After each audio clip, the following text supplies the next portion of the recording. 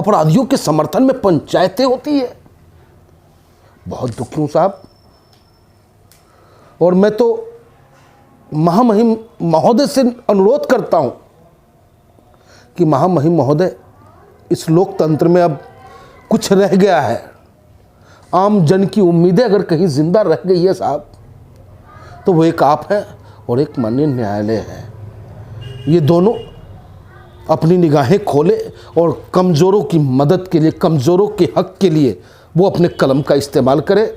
और जुनैद और नासिर, उसकी बेटी को जाके देखिए आप, कितनी मासूम है, क्या गलती थी उसकी। ठीक है, आपने कहा कि पुलिस ने उसे गौ तस्करी के नाम पे गिरफ्तार किया था, कभी पिछले कभी। ये 100% सत्य तो नहीं हो सकता कि जिस अपराध में उसे गिरफ्तार किया गया, क्या उसमें वो संलिप्त था। हिंदुस्तान में हजारों लोग ऐसे मैं आपको दिखा दूंगा जो बेगुनाह जेल की सलाखों में अपनी जिंदगी को काटने के लिए विवश है। उनके पास इतना पैसा भी नहीं है कि वो जमानत करा सके साहब। तो पुलिस तो सांप को रस्सी और रस्सी को सांप बनाने में माहिर है। उसके बावजूद अदालत ने उसे जमानत दिया था। अदालत ने उसे अपराधी घोषित नहीं किया। लेकिन ये बाहुबल इस आज़ाद हिंदुस्तान में स्वीकार्य नहीं है। बाबा भीमराव अंबेडकर के संविधान ने हमें वो इजाज़त दी है, उसके तहत आपने देखा कि बैरिस्टर असदुद्दीन ओवैसी साहब मजबूती के साथ आवाज़ उठाने का काम किया। आज निरंतर हरियाणा से लेकर के और राजस्थान तक जिनके दिल में मानवता जिंदा है, उस परिवार को न्याय दिलाने की मांग कर रहा है। लेकिन ये सरकार गूंगी और बहरी बनी हुई बैठी हुई है, बेदर्द बन के बैठी हुई है, जिसका मैं पुरजोर विरोध करता हूं। और इस सरकार से कहता हूं कि जाग जा सरकार, नहीं तो जनता अगर जाग गई तो सिंहासन तेरे बाप का नहीं है। आप दुखी हैं, दुखी होना भी चाहिए, बहुत दुखी। लेकिन आप उधर दुखी नहीं है जब गो तस्करी के आरोप लगते हैं और उस एरिया में गो तस्कर घूमे जाते हैं, तब आपको दुख नहीं होता। गाय माता कटती है तो आपको दुख नहीं होता। देखिए, मैं ब्राह्मण हूँ, हिंदू हूँ, गौ में मैं अपनी माँ को देखता हूँ। गौ हमारे लिए बड़े ही पूजनीय है।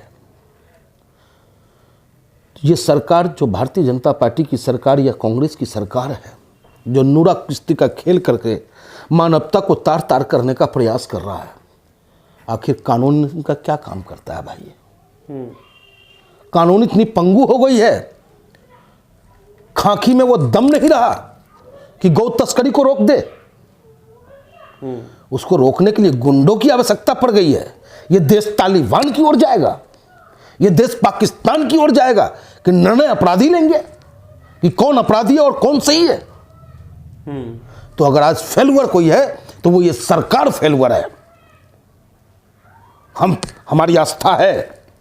हमारे नेता हमसे कहते हैं कि पंडित जी, मैंने एक दिन कहा, ट्विटर पे ट्वीट भी किया था, जब अखिलेश जी ने शेरवानी पहनी थी, तो मैंने ट्वीट किया था कि टोपी पहन के टोपी पहनाने वालों, शेरवानी शेरों पे ही जचती है। तो ये लोग सिर्फ अपने को चमकाने के लिए, अपनी ताकत को बढ़ाने के लिए राजनीति करते हैं, और हम लोग ताकत के लिए नहीं, मानव की सेवा के लिए राजनीति करते हैं। हमारे नेता कहते हैं कि पंडित जी, अगर आप ब्राह्मण हो, हिंदू हो, और आप अपने मजहब का सही ढंग से इस्तेकबाल नहीं करोगे, तो आप हमारा मददगार नहीं हो सकते हो। तो आप भी तो एक तरफा देखते हैं ना। आप देखिए, ओवैसी साहब का आपने नाम लिया, ओवैसी साहब वहां पर पहुंच गए, लेकिन वहीं उदयपुर में जब हुआ गला रेता गया दर्जी का, तो वहां पर नहीं गए। नहीं गए, मत उस पे भी उन्होंने बोला। और आप देखें कि कानपुर में जब 2 ब्राह्मण परिवार, माँ और बेटी की हत्या हो गई, हत्या हुई नहीं, किया गया प्रशासन की लापरवाही की वजह से, वहाँ पे हमारे नेता ने हमें भेजा, मैं खुद गया।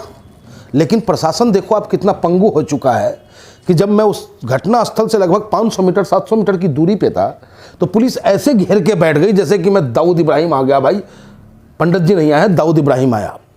पूरी फोर्स ने हमें रोकने का काम किया। हमने कहा भैया हमें जाने दो, हमें हमारा अधिकार है पीड़ित परिवार को सांत्वना देना, कैसे घटना घटी उसकी जानकारी लेकर के हमें अपने नेता को देना है जानकारी। प्रशासन क्या कहती है हमसे कि पंडित जी मैं आपको जाने तो देता, लेकिन ये पार्टी आपकी मुसलमानों की है। पहला शब्द मुसलमानों की पार्टी, मुसलमान, वहाँ हमारी उनकी झड़प होती है। अच्छा। हमारी उनकी झड़प होती है। फिर उसके बाद कहते हैं वहाँ बजरंग दल वाले बैठे हैं। मैंने कहा सुन, बजरंग दल से तू डरता होगा, ये सिपाही है बैरिस्टर असदुद्दीन ओवैसी का। संविधान के दायरे में रह करके अपने हक की लड़ाई, अपने लोगों की लड़ाई में लड़ता रहूँगा, और अगर तू जाने नहीं देगा तो मुझे गिरफ्तार कर और जेल भेज।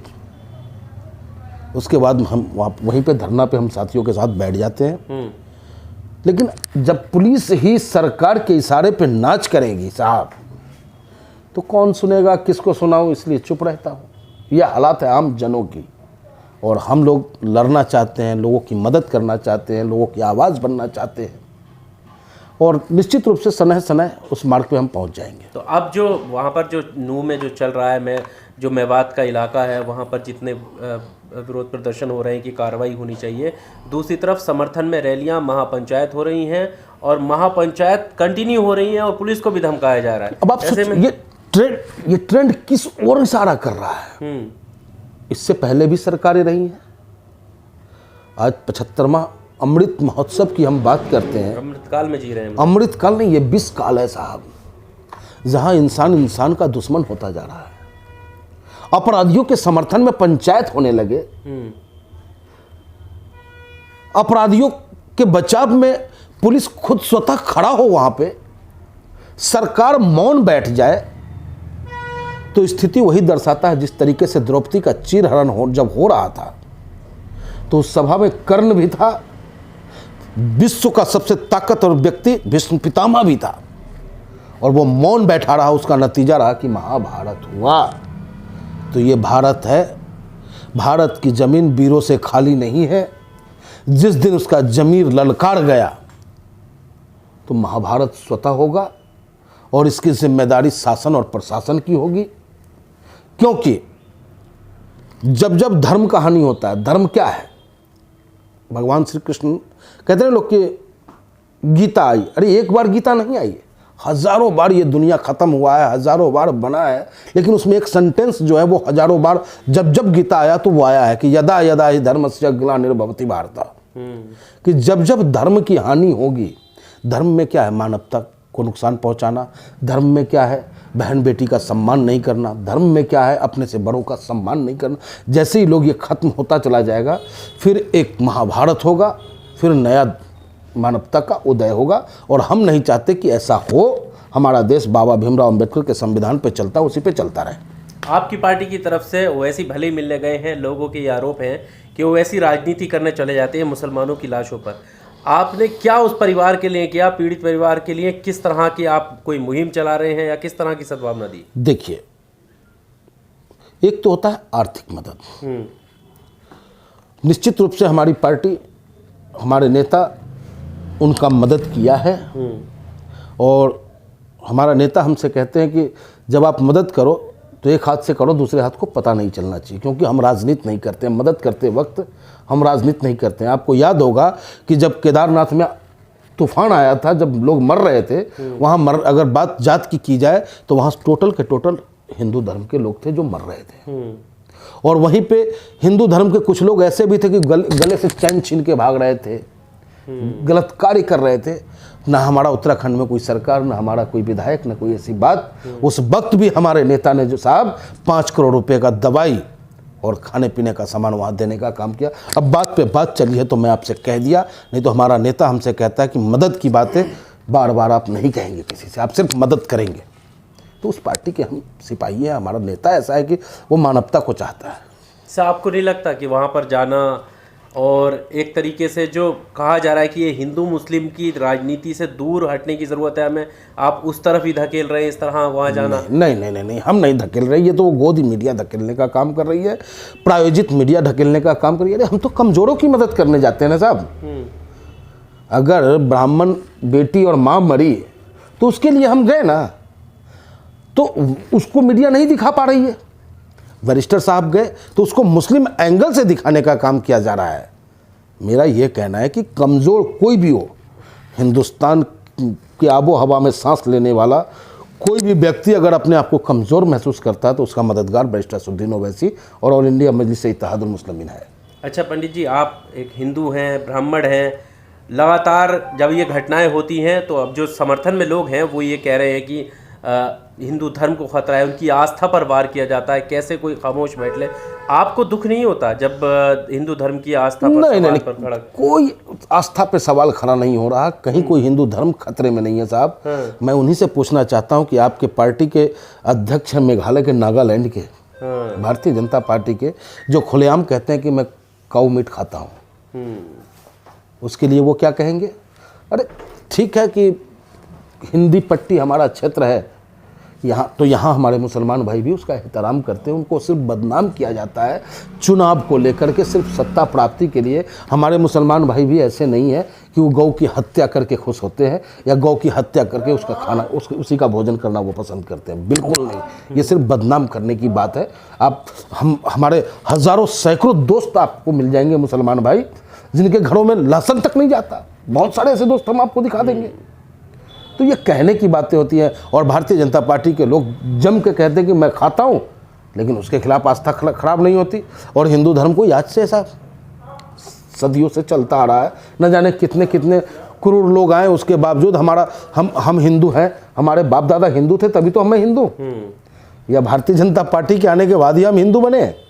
तो ये सोचने का विषय है। एक आखिरी सवाल, मोनू मानेसर को जिस तरह से अभी तक नहीं पकड़ पाई है पुलिस, क्या लगता है उसके पीछे क्या वजह है, क्यों नहीं कर पा रहे हैं गिरफ्तार?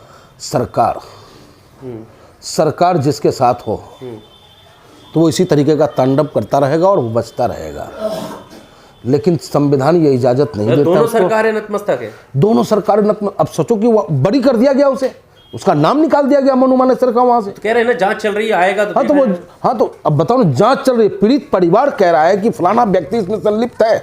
अभी आप झूठा ही सही जाकर के हमारे खिलाफ चौकी में कह करके आओ कि गामा ने हमें गाली दिया है, ऐसे आएगा वो जैसे कि न जाने कितने बड़े डॉन को पकड़ने आ रहा है, क्योंकि गामा ओवैसी का सिपाही है, इसलिए गामा के खिलाफ मुकदमा दर्ज होगा और गामा के घर पे बुलडोजर चल जाएगा और उसके खिलाफ बाई नेम FIR होता है, फिर जांच की बात होती है। तो कहते हैं समर्थ को नहीं दोष को सही, सामर्थ्यवान है वो, सत्ता में है, ताकत में है, पैसे में है, हथियार के बल पे वो अपनी बात को मनमाने को तैयार है, उसके बात को मान रही है सरकार, जिसका कि विरोध हम करते हैं, करते रहेंगे साहब। एक जान है, अल्लाह लेगा, मोहल्ला लेगा, राम लेगा, उसमें कोई फर्क नहीं पड़ता है। जब इस धरती पे हम आए हैं तो हमें जाना है। क्या आप जाएंगे पीड़ित परिवार से मिलने? देखिए, इच्छा तो है हमारी और मैं तड़प रहा हूँ मिलने के लिए मैं तड़प रहा हूँ और बहुत जल्द मैं उनके पास जाऊँगा। इन घटनाओं से मैं ही नहीं, हिंदुस्तान का हर वो व्यक्ति दुखी है जिनके अंदर मानवता जिंदा है। जिस तरीके का जघन्य अपराध इन गौ रक्षकों के नाम पर गुंडागर्दी करने वालों ने किया है वो अक्षम्य है, लेकिन सरकार कांग्रेस की है। वो कांग्रेस की सरकार जो ताकत में ही आती है उस समाज से जिस समाज की हत्या की गई, लेकिन कांग्रेस मुख दर्शक बनी रही।